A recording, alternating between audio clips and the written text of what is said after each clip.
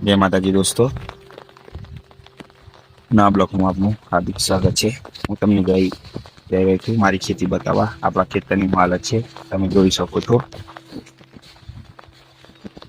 તો મિત્રો, આપણા ખેડૂતની હાલત અત્યારે આવી છે, જોઈ લો આપણા ખેડૂતની હાલત।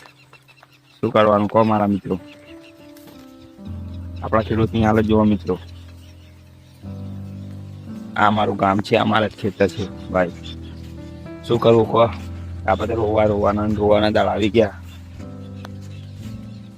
શું મળવાનું ડોગરમાં? થોડું વિચાર્યું તો થોડા પોચ 25 મળશે તો આપણે ખેતી જ કરવાની છે। આ ડાંગર વેચીને ઘઉંની જ ખેતી કરવાની હતી।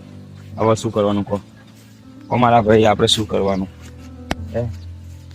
ડાંગરનો પાક તો બગડી ગયો। હવે આપણું કઈ કોઈ નથી, જાતે કમાવું। હું તો એટલું જ માનું છું, હાઈસ્ટરમાં ડોગર લઈ લો। તમે વિચારવાના ઘાસ મળે તો ડોગર નથી મળતી એવું વિચારો છો તમે, બધે વગર વિચારો છો। એ પણ સાચી વાત છે, પણ ખેતીમાં ડાંગર મળે તો ઘાસ નહીં મળે, ઘાસ મળે તો ડાંગર નહીં મળે, એટલે બે નહીં મળે। એટલા માટે કહું છું કે ગમે તે અત્યારે ટેકનોલોજીથી જ કામ કરવું પડે। બરાબર? જો આપણી હાલત જુઓ ખેડૂત ભાઈ, બરોબર છે ને? એવું ના લાગે? મારી ચેનલ લાઈક કરો, સબસ્ક્રાઈબ કરો। જય માતાજી દોસ્તો, શું કરવું કહો? આ બધે હોવાનો મૂળો આવી ગયો મારા ભાઈ। અહીંયા મારું ઘર છે, આ દેખાય છે ને, મારું ઘર છે।